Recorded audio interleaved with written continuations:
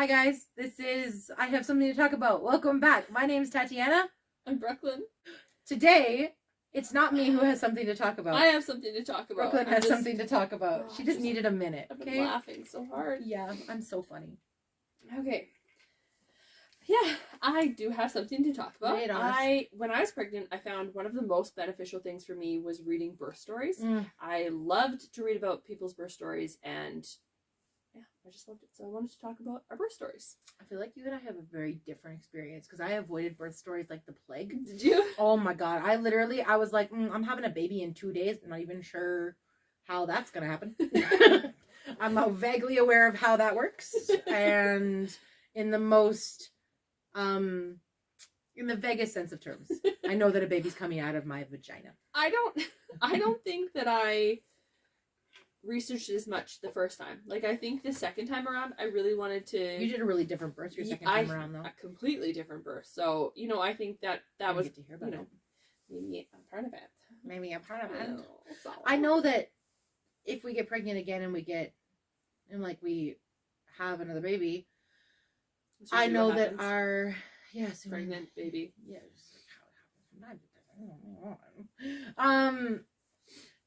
I think that we are a lot more prepared this time in just the case of or in just the sense that because our birth story was so horrific, we've taken extra measures with our OBGYN to make sure that it's not that bad again. Yeah. So I'm very secure. I was I'll have 10 more babies, man. I know that it's gonna be a breeze. Yeah. So I mean, knock on wood, I don't want to jinx it, but yeah, you start. Okay. Your birth story is so much nicer than mine. Well, both of them. Well, the first one not so much. Well, it's not. Wasn't horrible. Anyways, so continue. my birth story kind of I want to start off at the beginning. Yes. Not conception. Not that early. So when a man and a woman love each other. When a mommy and a daddy love each other very much. No. So when you're in the first beginnings of your pregnancy and you start doing those checks with your doctor, right? You go in every month and get blood work, urine samples, blood pressure checks, whatever. So the doctor I was seeing at the time, a lot of doctors around here, oh my god, I got something in my eye now because I've been fucking crying. A lot of doctors around our area don't do much in the way of babies. Or not a single doctor in where I do my doctoring delivers babies. No, neither with ours. I know one of the doctors. I know a couple of doctors do more prenatally stuff until you have to go see 24 weeks ish. Right? Okay, is what I was told. Anyway, so the doctor I was seeing, I guess, did no prenatal care. So I would book a prenatal appointment, right? Go in, have a visit, ask some questions. Mostly it was I'm taking Juice Plus. Is that good for the baby? And he'd be like, sounds good. Do you want to have an ultrasound? Do you want to see the baby? And I was like, sounds good. Right. And that was basically the whole of our prenatal appointment. Dude, yeah. So fast forward to 20-some weeks, and I'm at the clinic, the prenatal clinic. And they go, nice to meet you. Show us your prenatal records. And I'm like, what prenatal records? And they're like, you haven't had any prenatal care? And I was like, I've been seeing my doctor every month for a prenatal appointment. Well, then I call them and they're like, we don't do prenatal care. And I'm like, well, that would be good to say to someone when they're calling and booking a prenatal appointment. It's not like I was like, I'm going to sneak in here with my prenatal stuff. No, I was saying, could you imagine? I was saying, I'm booking a prenatal appointment. And they were like, cool, see you this day. That was and then all of a sudden I get to the appointment at over 20-some weeks, and I haven't had a single prenatal appointment. Even a blood pressure when I was pregnant. Are you serious? Not even a urine sample. Nothing. Did they do the glycol with you? Well, I was less than 20 weeks. 20 weeks. Oh. So I get there, but I've had no ultrasound. I didn't have my first dating ultrasound. So I'm pretty sure that when we went to deliver, I wasn't as due as I thought I was, because this might be a trigger warning maybe a TMI warning. I have very long cycles. like Yeah, between girl. my period, like very long cycles. Mm. So it's probably better to think that I would have a longer, like It makes sense because it dates back to the day of your last period. exactly. So it would be a longer beginning, right? Right, of course. So I'm pretty sure that I didn't, and this I'll touch more on this with my second birth, what I did differently with this. So I'm technically now 41 and 3 days, or 41 and 2 days. Actually, let's go back to 40 days, 40 weeks. I'm 40 weeks, and they're saying we want to induce at 40 plus 6 or whatever it was. And I was like, I know. And I wanted to do things naturally. That was my plan. Like, I wanted to be as natural as I could, but I still didn't have a huge trust in my body that I could do it. There's still those like undetermined factors, right? Like, I didn't know. Well, and it's going to hurt like a bitch. Yeah. So I was like, I don't know if I'm going to be able to go through with this. So, and I wanted to be allowed the most time that I could to go into labor naturally. Well, it's 40 and 6 and they're trying to push me when I know that I can have up to 40 and 1 and 3, right? So I was like, no, I'm not doing 40 and 6. So they let me go to 41 and 3. They, and I was like hellbent. Like, I did everything to get that baby out. Oh, I remember. I think we went and got wings. Oh, I yeah. think 2 weeks before you were due. Hot and wings. you like are not a spicy girl. Mm-mm. And she like hot wings, and she's like eating through it. She's like sweating, and I was like, "Baby girl, you don't have to eat those." And she's like, "This baby's coming out." And I was like, "Okay, whatever you want." Like, I did everything to get him to come out. Walks And all the time. oh my god, little sip of red wine here and there is supposed to help, right? Like that shit is like those, like all those things, yeah. right? So the day before we went in to get our induction, and like from like 40 and 6 to 41 and 2. You're going every other day for an NST, like a non-stress test, right? So we're constantly up in the city, an hour away, getting non-stress tests done. And so then the day before the induction, I'm having some slight, what I think might be contractions. Every 10 minutes, it seems like, well, we go up to the hospital for an NST, and they're like, well, you have your induction the next day, that let's just keep you, because they were going to do the Cervidil, and then they were like, well, we're not going to do it because if you are having contractions, we'll overstimulate your cervix, so we're not going to do that. Right. So we'll just, you can stay. Give you the shot or the pill, the tampon that goes up by your cervix to soften everything up. So they didn't do that because that'll overstimulate. It could overstimulate my cervix or my uterus if I was already having contractions, which I kind of was, but they petered out. Right. So we get to the hospital, and Chuck stayed with me that night in the hospital, and nothing happened. The next morning, they started me on IV Pitocin. They started me on the drip. Then, I wish I should have written down. Yeah. But a couple hours later, they put a catheter into my cervix and blew up the balloon to get it to go to 5 centimeters. Or 4 or 5 centimeters, whatever it was. So that was already whatever. So it was quite fast, and I was already at 4 centimeters, right? Because the balloon had fallen out, not very long. They were all shocked. And then it wasn't very long after that he just comes in. No one's around me. My husband was maybe getting coffee, and my mom, who was with me the whole time too, was gone at the same time, and just breaks my water. Like, doesn't with the hook? Yeah, doesn't ask you? No, he's just like, we're breaking your water. This is going to get things going. And this is like 4 hours in, okay? And I was like, okay. It was a locum. Yeah. My doctor wasn't a locum, and he is God's gift to mankind. He just broke my water. I was like, okay, I guess this is happening.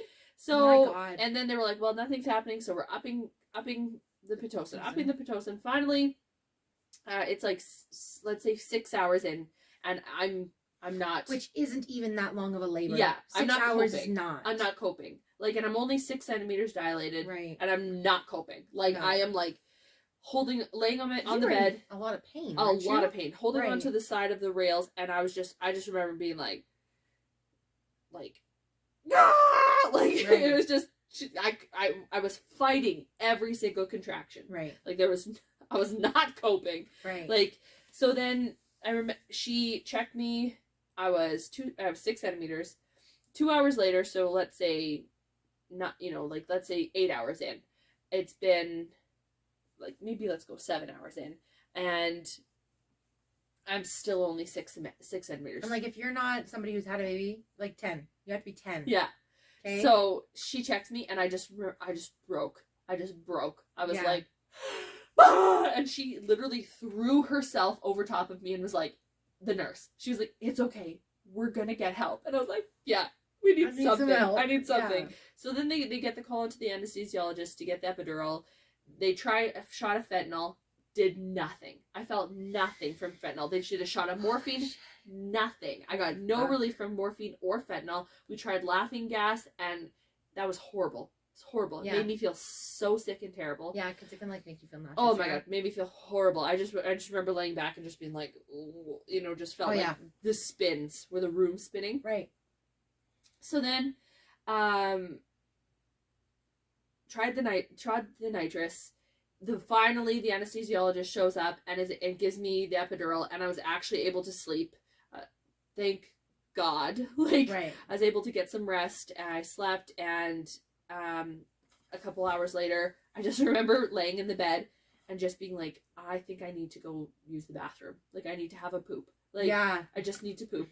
And they were like, oh, well, I think we should check you. But, what I remember the most about Axel's labor is involuntary pushing. Like, I remember laying there shivering, and my body was like pushing. Right. But I wasn't pushing. Right. And my body was just pushing. I was like, Mom, I kind of have to poop. I don't know what's going on. Yeah. And then so they came and checked me, and I was 10 centimeters. So they came in, they bring the doctor in. Finally, I'm allowed to start pushing. And I remember, because I had researched a lot of like the hypnobirthing and whatever like that. Right. And the J breathing. So like you breathe down and out like that, the J breathing. So and it's not like the purple pushing where you just, I get you, like that. It's like a like breathe that right out of your vagina, man. Yeah, exactly. Breathe out of the vagina. So breathe that baby. I breathe out. I did one like that, and the doctor looks at me and he said, "Don't you do that again. You close your mouth and you push." And I was like, "Okay." So then, they had the squat rack up. They had a towel tied to the squat rack, my feet up on the stirrups, and every contraction I would have, I would pull myself forward and then have the contraction and lay back. And it took 45 minutes of pushing before he came out, but finally comes out, and I felt everything. Like, even with the epidural, like, it helped for a couple of hours, but it had worn off by the time it was pushing time, so I felt everything. I felt ring of fire when he came out, and I got a 2nd-degree tear, so I had to get 12 stitches. And he came out with a nuchal hand, so he had his hand up by his head, and which did not help at all. Yeah, and not helping, Axel. So, yeah, it was. But I guess before the pushing part, like, it had gotten to the point where he was like, "You have 1 more hour to start pushing." I was gonna say, I forgot about that. Didn't he? Yeah, threatened it twice. Twice he said, "We're about to take." They actually cut me off food and water. Like, I wasn't allowed to even have any more to drink. Because they said that, you know, we have 1 hour to get to a pushing, or else it's a C-section. And then I had progressed a centimeter, so then he was like, "Okay, 1 more hour," and then by that time, then I was there pushing. So it did work out good, but like, I just remember being so defeated, like, of being like, I don't want to. I felt horrible. Because you really wanted to have that natural birth. Yeah, I did want to really have that natural birth, and just I felt like I really struggled, and I just felt like there was, you know, no, like, my nurse was great, but it felt like the doctor was basically like, didn't have time for you. Yeah, like I'm inconveniencing Which makes no sense him. because, I mean, where we live, the doctor pretty much just comes in to catch anyways. Yeah, so, exactly. Like, the nurse is there most of the time. But I think it was getting late. Like, it was like 11 o'clock at night. It was late when we had Amelia, and I called both the pediatrician and the OBGYN. And they both were like, "Oh my God!"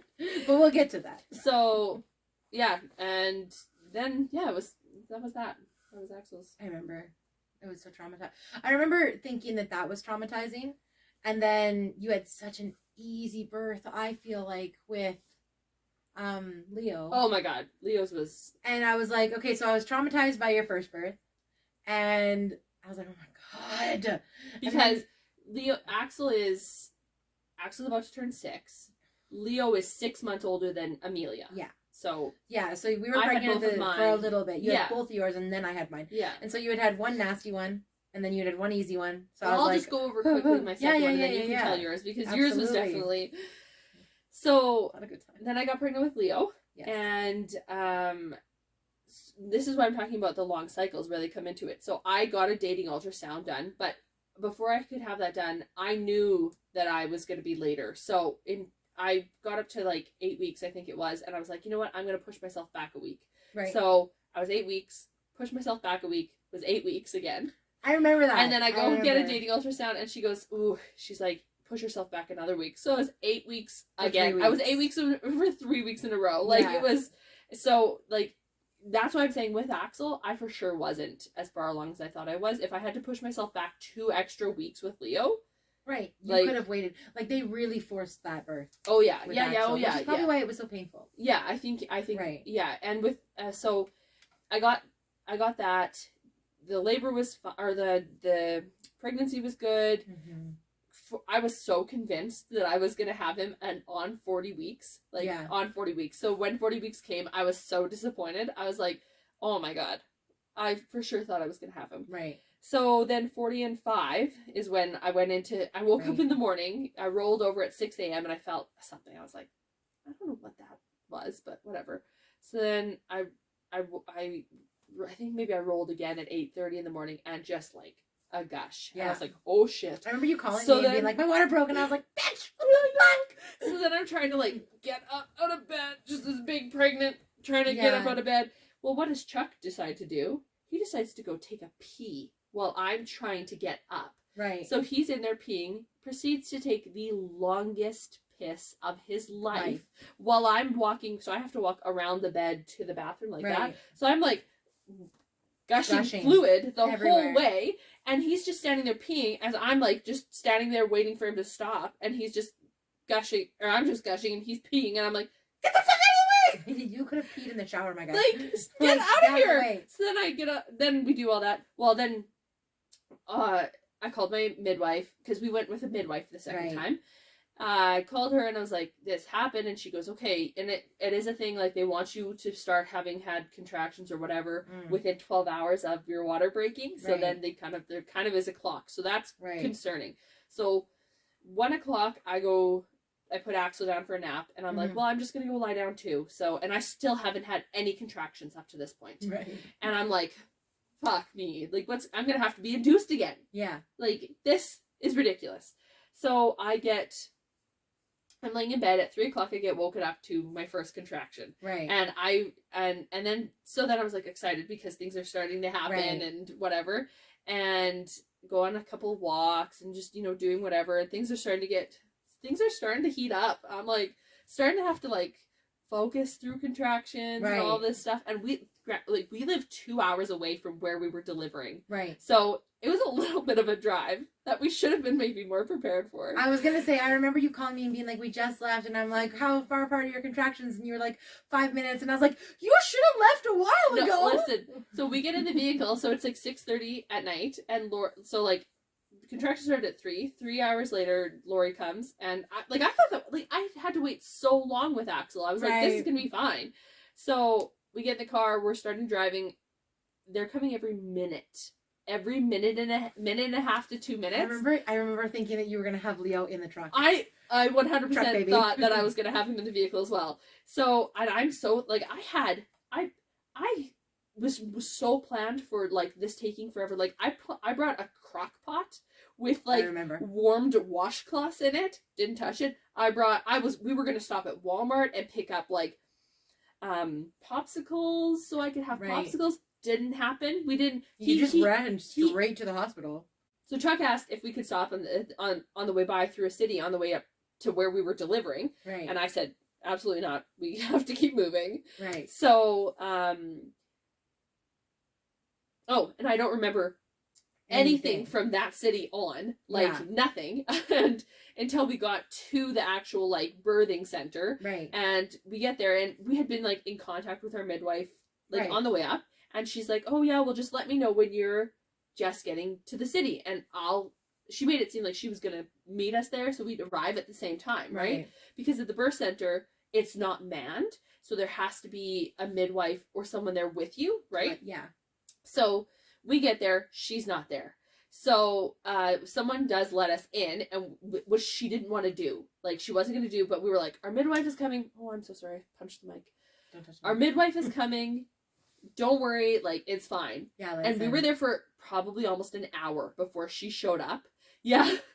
And like the lady would come in a couple of times, and she was like, so where's your midwife? And I was like, I don't know. Like, yeah. Like, I don't know where she is. Yeah, we were assuming that when we got to the city, she wanted us to text her so that she would be there at the same time. Right. Anyway, she finally shows up.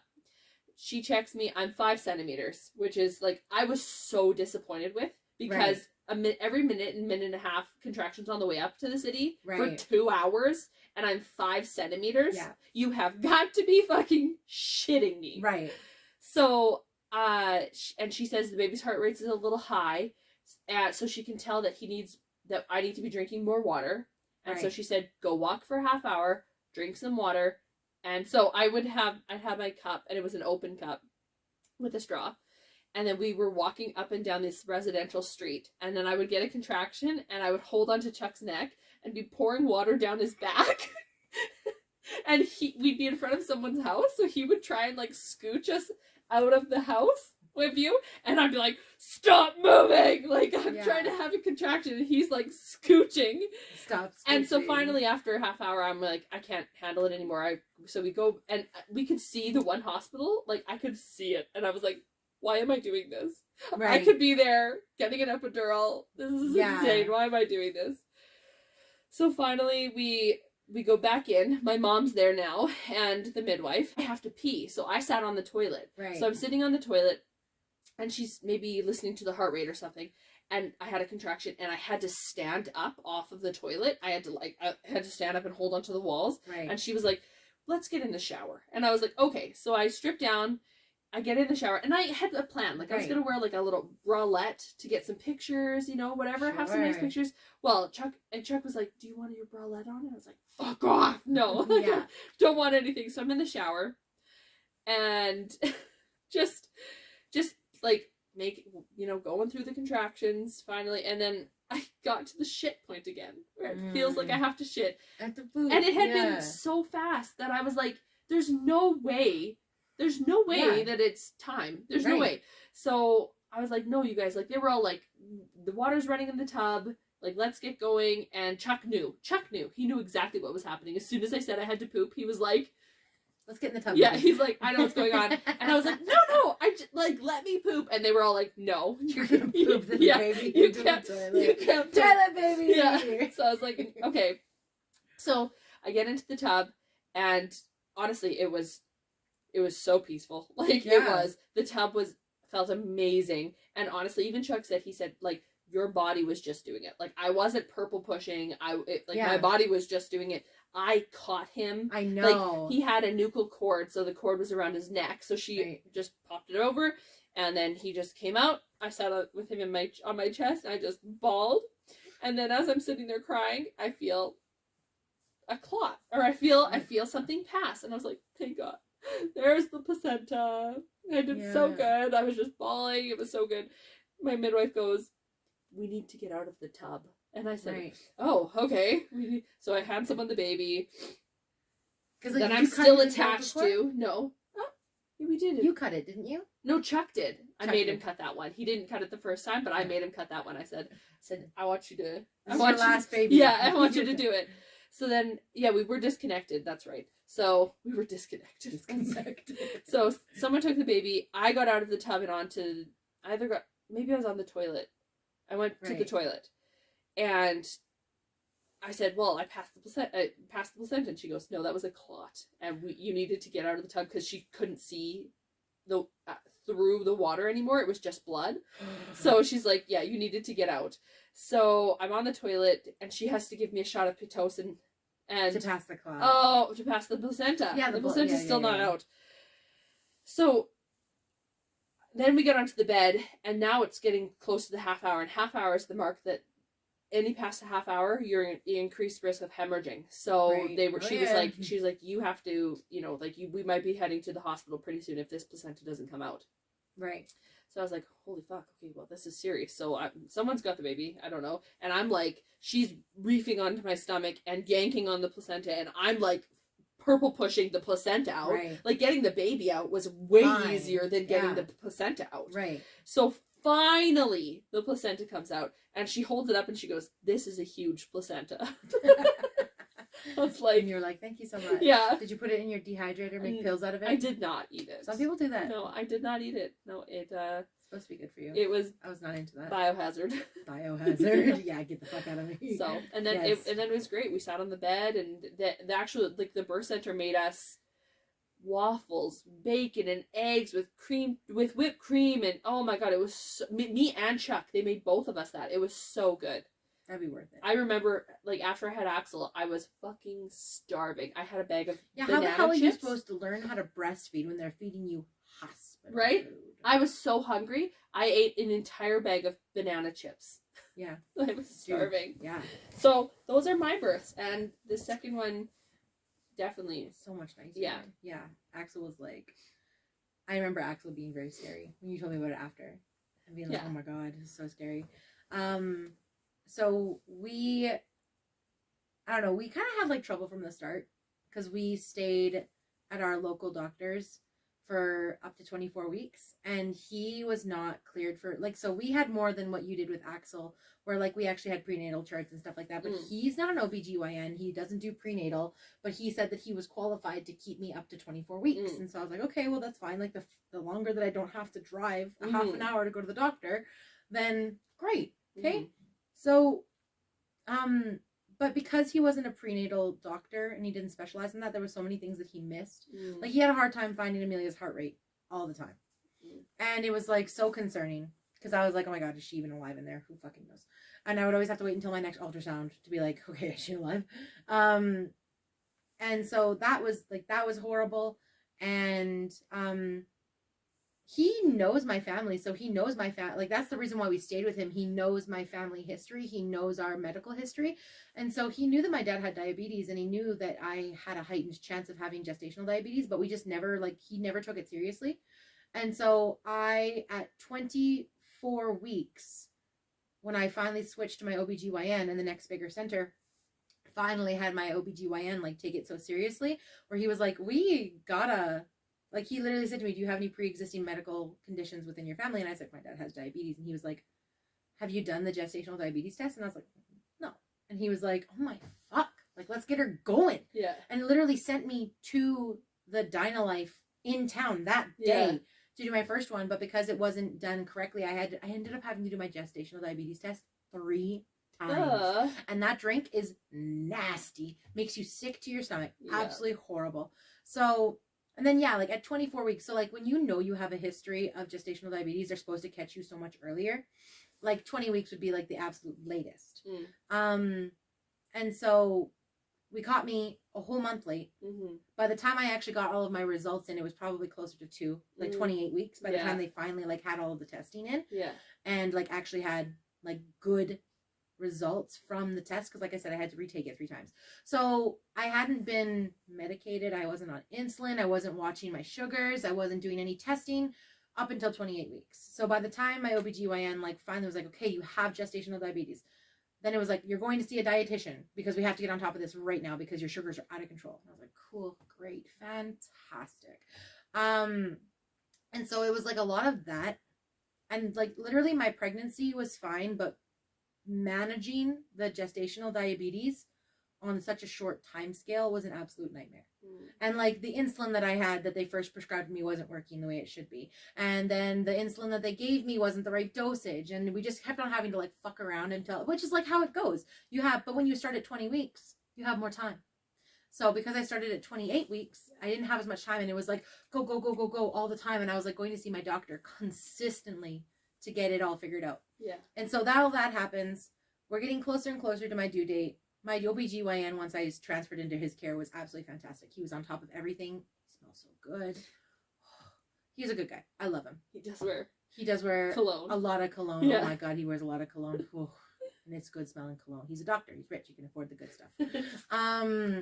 And I can always tell when he's in the hospital. Oh yeah, God. And he's also like the nicest person ever. Like, honest to God. Like, I could not sing from the mountaintops enough how much I love that man. Okay, he's fantastic.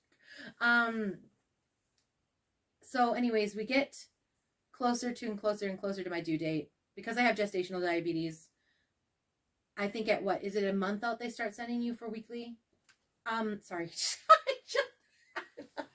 I had like a stitch in my side. It felt like someone was stabbing me. Is it, because I haven't had a regular pregnancy. When you were pregnant with Axel and Leo, is it a month out and you go and get an ultrasound every week? No, you don't. No, you don't. So that's you what get it's one like. ultrasound. Yeah. At 20 weeks. That's it. I had so many fucking ultrasounds. I pretty much knew all of the ultrasound techs by name. You get one dating ultrasound and anatomy ultrasound. That's usually, unless it's something else. I am not shitting you, at least 10. I am not joking you.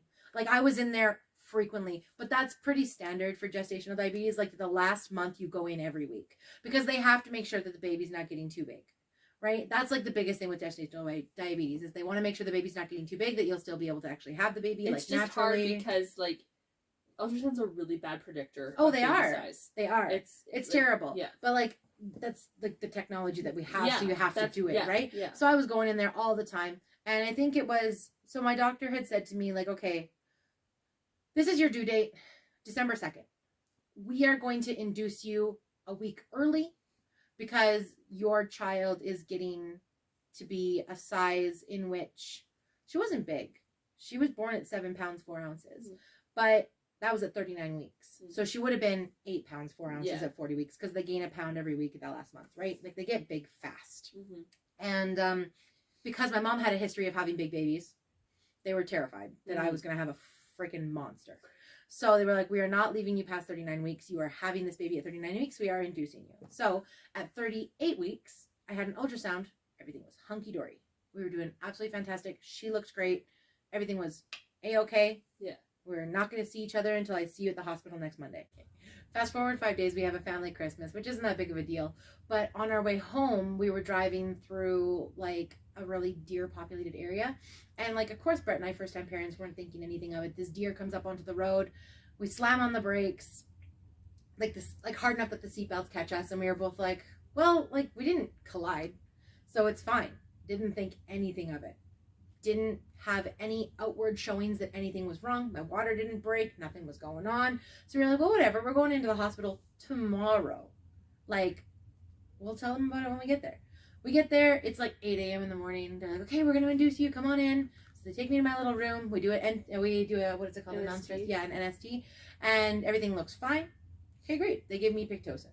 In pill form? No. It wasn't a drip because I didn't have to have an IV. Okay.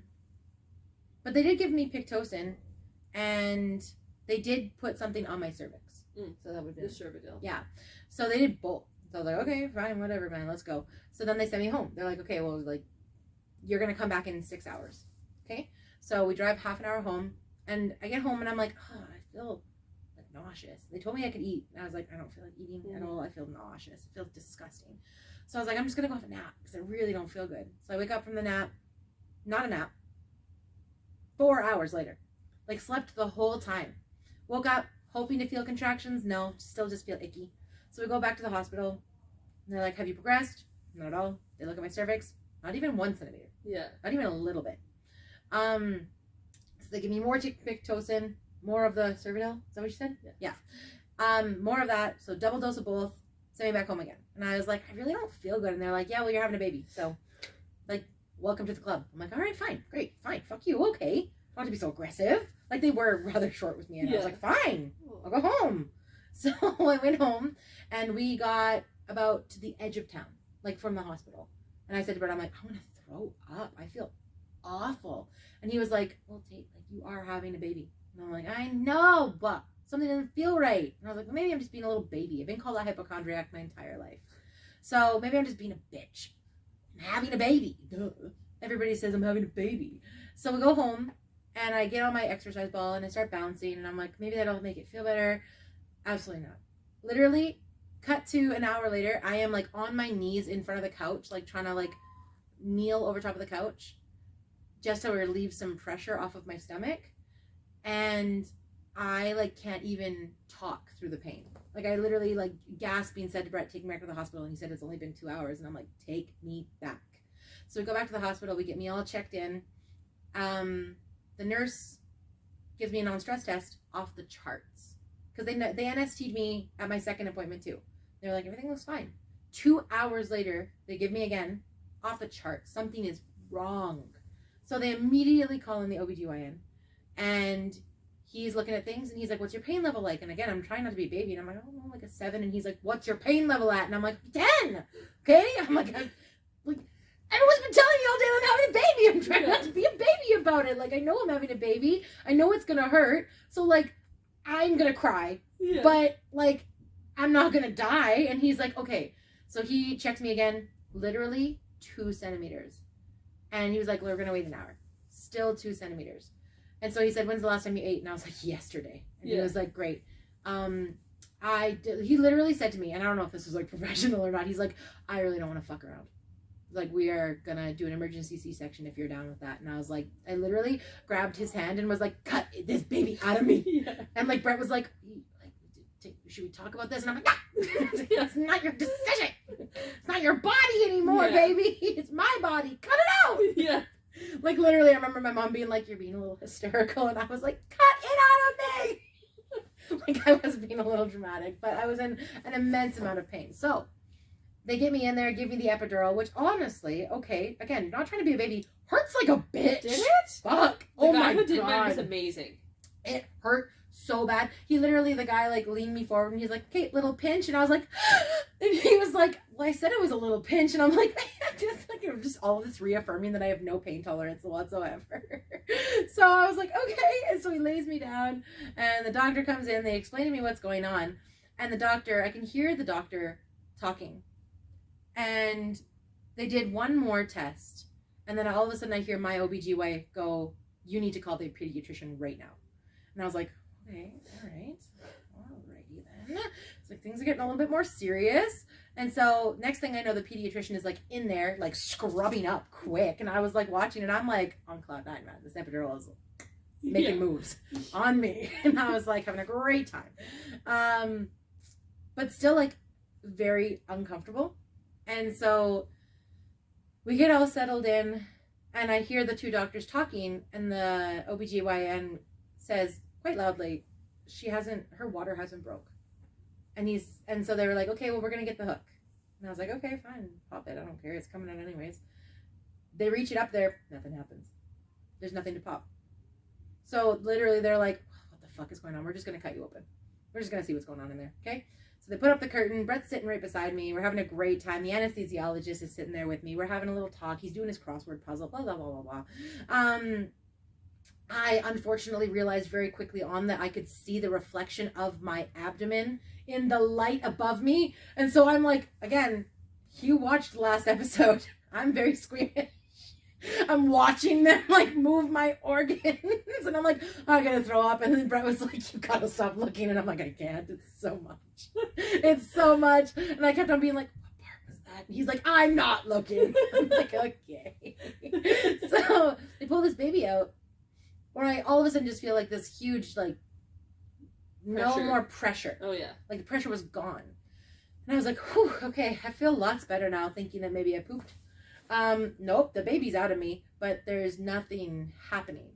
And so Brett kind of like looks around the side and all of a sudden I hear the pediatrician go, we get a cart. And then he looked at Brett and he's like, you're coming with me. And then the nurse yells at me as she's leaving because the nurses are fighting over who's going where. Yo. The nurses were like, who's staying here? Who's going with the pediatrician? Who's going with the baby? Who's staying with the mom? And like they're all arguing about it. And I was like, again, I'm on cloud 9. So I was like, I don't know what everyone gets so excited about. Not realizing that the baby's not crying. Yeah. And so that all happens. They take Amelia away. Brett is gone too. The nurse asks me as she's leaving, what do we call the baby? And Brett was like, opened his mouth and I'm like, her name is Amelia. And then like they take her out. And then You didn't know what she was, though. I didn't know because they said it's a girl. Oh, okay. They we didn't find out, and they said, "Oh, it's a little girl. What's her name?" And I was like, "Amelia." And Brett's like, "We need to talk about that." I'm like, "Okay." So her name's Amelia, and so I mean, it was just a shit show from there. So to the best of our knowledge, what we could figure out what happened was that when we hit the brakes and the seat belt pushed on my stomach, it popped my amniotic fluid, and the doctor thinks that my body reabsorbed it. Like, because it was nowhere. Even when they cut me open to get her out, there was no fluid anywhere. They cut open my placenta, nothing. Just a baby. Covered in shit, because when your amniotic fluid is gone, apparently your body just squeezes the shit. Like, I was having such hard contractions, it squeezed her first poop out, and she ate all of her meconium. Yeah. And so, while I am hemorrhaging on the table, because I've been in an incredible amount of distress, they are calf tubing Amelia to suck all of the meconium out. And also, when you get poop in your lungs, it's not good, because poop's not sterile. It's not good enough to just suck it out. You have to rinse. So they had to suck poop out of her lungs, refill her lungs with saline, and then immediately suck it back out again. So Brett is watching all of this happen. And meanwhile, they're like, okay, like, Dad, take off your shirt. You have to do skin to skin. You have to get this baby warm. They finally got literally, Brett's watching this doctor do this to her, saying, come on, little baby, you can make it, little baby. Like, Brett didn't want to have kids ever again after that. It took him a long time to not be traumatized to want to have more kids. Yeah. Because he, like, for sure thought that Amelia was going to die, and then has one of the nurses rush in and say, Mom is hemorrhaging. We're not sure if we're going to send her to Edmonton yet or not. And so he's like, my baby is not going to make it. My wife is not going to make it. I am going to be alone. And so he was, like, really upset, obviously. It took him a long time. Took me a long time to convince him to have babies again. Yeah. Like, a lot of talking to him and saying, like, listen, this isn't going to happen like this next time. Hopefully. Like, my doctor and I have made a plan that next time I get pregnant, we're taking the baby at 37 weeks. No questions. Or 38, maybe, if we want to push it. Yeah. But, like, I'm having a planned C-section well before we get to that point. Yeah. So I'm, like, in recovery. They got me all stitched up. They got the hemorrhage under control. I hemorrhage again. And so he's doing fine with Amelia now. I am the issue. He did skin to skin with Amelia and listened to her cry because she was hungry for like 2 hours before I finally was allowed out of recovery. And like, I never had to push my own placenta out because they just grabbed it. Yeah. They grabbed, because like, I could remember hearing them talk about it and saying, like, what do we do with, like, I remember one of the nurses being like, oh, like, Dr. So-and-so, the placenta, and I just remember him, like, I feel, because, like, the thing with an epidural is you can still feel it, it just doesn't hurt. Yeah. So I could see in the glass my body open, and I heard the nurse go, what about the placenta? And I just saw the doctor's hand in the glass go, whomp, and grab it, and being like, well, that looks like most of it, so we'll just watch careful. And I was like, oh God, okay. And then while all that's happening, before I even went into recovery and started hemorrhaging again, I went into shock on the table while they were sewing me up. And I said to the anesthesiologist, who's just sitting there doing his crossword, not really paying attention, I said to him, I was like, I feel really cold. And he kind of like was like, mm-hmm. And I was like, whew, I feel like I'm going to pass out. And he was like, and then I literally remember him going, oh my God, her blood pressure's dropping. And that was the first time I hemorrhaged.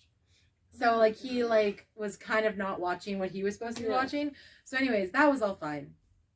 I go and see Amelia. And what happened the second time? The second time I hemorrhaged, I was in recovery with a nurse. And what did they have to do? I was just laying there. She was just monitoring my levels. And they had me packed under, I'm not joking you, like a verifiable ton of hot towels to try to like get my body temperature back up again, because I was so cold from losing so much blood.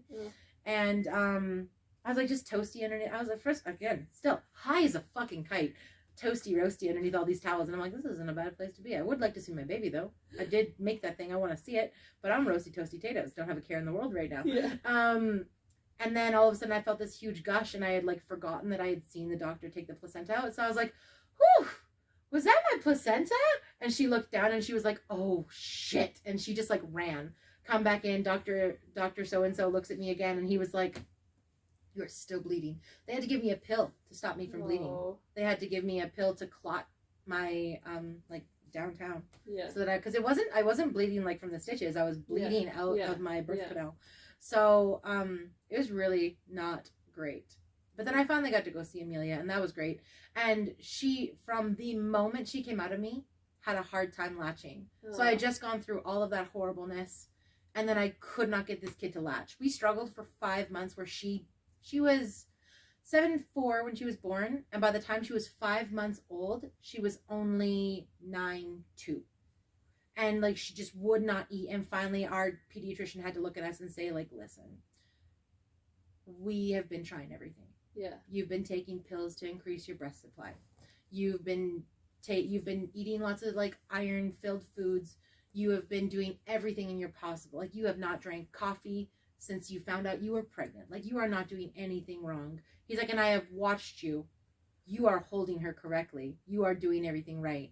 She just won't latch. Yeah. So he was like, does she take a bottle? And I was like, I have fed her perfectly fine with breast milk. I couldn't get enough breast milk to pump. Even though I was like on a very rigorous pumping schedule to try to increase my supply, I could not increase my supply. So we were like, well, we'll just pump and then we'll feed her from a bottle and she'll still get breast milk. It'll just be from a bottle. Absolutely not. Could not do it. So just like an absolute horror show the whole way through until I finally had to like quit breastfeeding at 5 months old and like just completely switch her to formula. And I felt so guilty about it for such a long time. The mom guilt. Dude, it was shitty.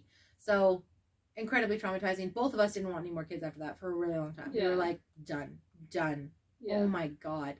And then by the time we decided we wanted to have babies again, now we're having like such a hard time getting pregnant. Ugh. And I was like, fuck's sakes. So I said to Brett literally just the other day, I was like, do you ever think that like maybe if we wouldn't have such a traumatizing birth and we would have just tried a little bit sooner, we would have already been pregnant and done by now. We could have had our 2 and then we could have been done. Because like, I don't know what happened, but my ute is like, no babies. No babies for you. That was traumatic. I don't want to go through that again. No more babies, please. But yeah, that was my birth story. It was fucking wow. Yeah, and so my mom, I remember, so again, I didn't know most of this because nobody wanted to talk to me about it after it happened because everyone was so scared. And I was like so laissez-faire about it. I'm like, whatever, man, that baby's out of me. Everything's great. Amelia was about 9 months old when my mom finally told me, like just in passing, we were just talking about it. My mom was telling the story actually to somebody else. And because at that point in time I had blocked out so much of it that I wasn't even a reliable source anymore. Yeah. The only reason I know the story so well now is because I've heard it so many times. I don't actually have a lot of my own memories of what happened. Yeah. I just know everybody else's. Yeah. So my mom was telling the story to somebody else, and she had said to the person that she was talking to, she was like, yeah, it was really scary. We almost lost Tate. And I was like, be dramatic. You didn't almost lose me. And she was like, yeah, we did. Yeah. And she's like, and I asked the nurse how scary that was.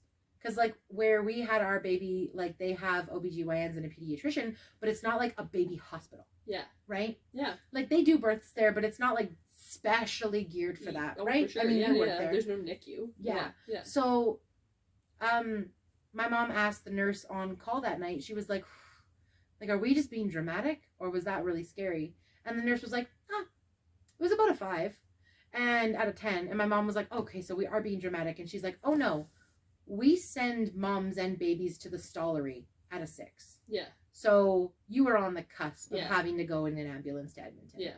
And like, we just barely got it. I was going to say 5 out of 10 is like, because they see some shit. Oh yeah. Like, and it's so funny too, because when I was going to have Amelia, I was like, man, it's 2018. Like, people don't die from childbirth anymore, which is kind of true, but that doesn't mean that birth is easy. Yeah, I have talked to people still die from birth all the time.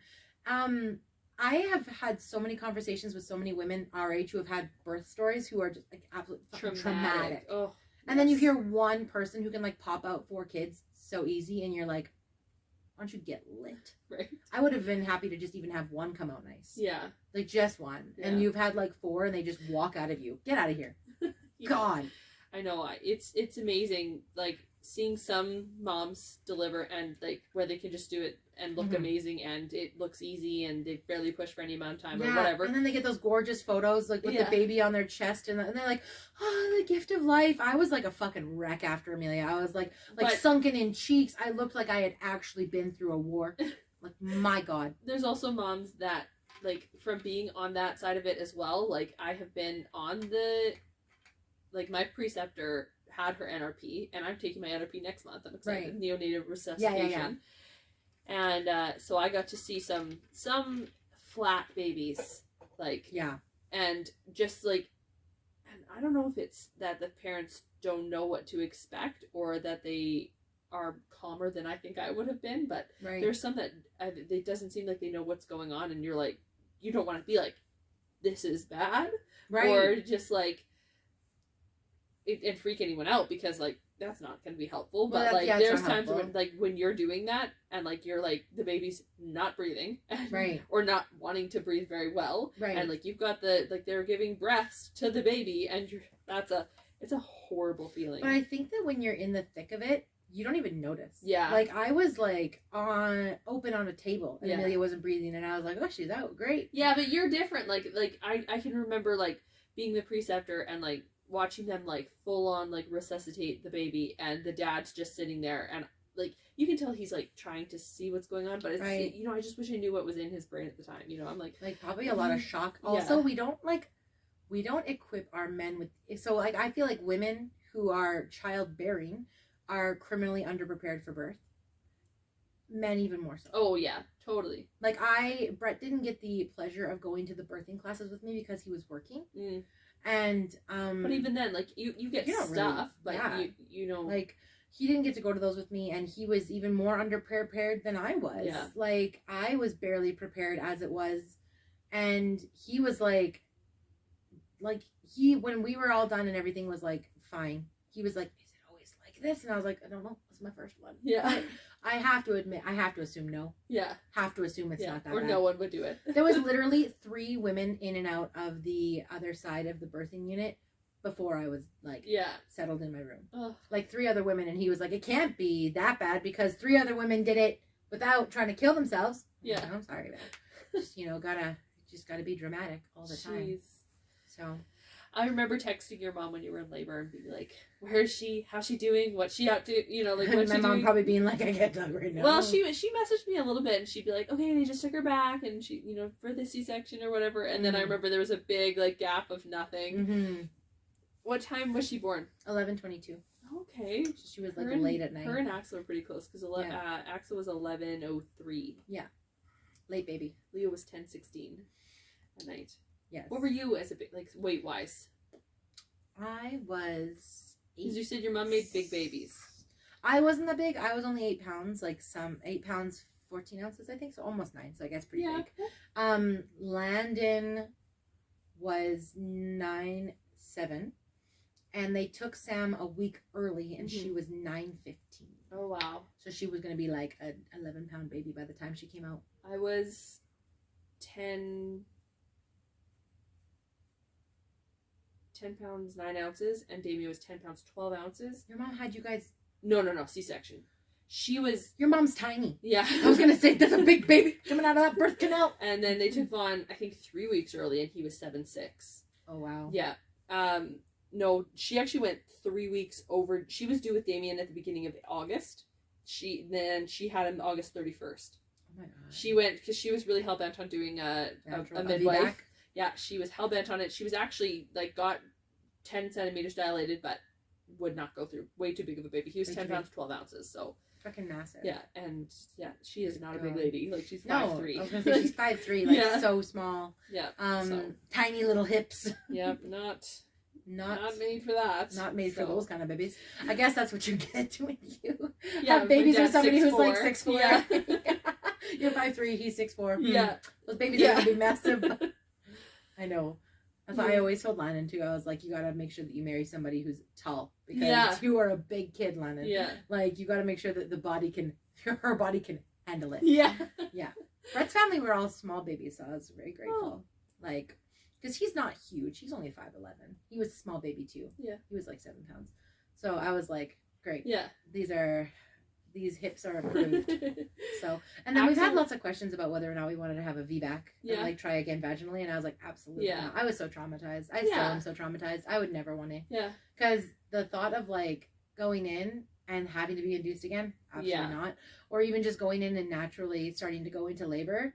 And then had the fear of something going wrong. No. I think you need to be prepared for that. And if you're not willing to be prepared for it, then I don't think it's a good route. You know, like if you aren't I have willing too much anxiety. Exactly. If you're someone who wants the VBAC and is committed to trying for it, then that's then something great. else. Rather than if you're more comfortable with just getting the baby out how you want to, I'll be it. Axel was 8 pounds on the dot, and he the locum, he said he felt and he guessed and he said that baby is not 8 pounds. Weigh him again, because he thought he was going to be less than 8 pounds, and he was 8 pounds on the nose. And Leo was 8 pounds 1 ounce. They were so an ounce different. That's crazy. Yeah, I love it. Yep. Yeah, I don't know, man. Giving birth is hard. It is. Don't let anybody tell you differently. It is not always that terrifying. Yeah. But definitely not easy. No. Holy shit. And as I always say to all of my students, if you are of childbearing age and you are sexually active, make sure, listen, I don't want to be that person who's I don't want to be that person who's like telling girls at the age of like 13, being like, listen, don't have sex unless you're ready to have a baby. But holy shit. Like, if you don't want to have a baby, and if you hearing birth stories is enough to twist your stomach, make sure you're on birth control, because I can't imagine doing that. Could you imagine doing that under the age of 18? No. I had Amelia when I was 24. I was emotionally stable-ish. I was financially stable, and it still wrecked my shit. I can't imagine. My aunt had her first when she was 19. I thought I was ready to have a baby at 16. I was like, hell yeah, I could raise a baby. No fucking way. No fucking way. No. Like, and I 100% agree with that. Not only women do you need to make sure that you're protecting yourself, boys.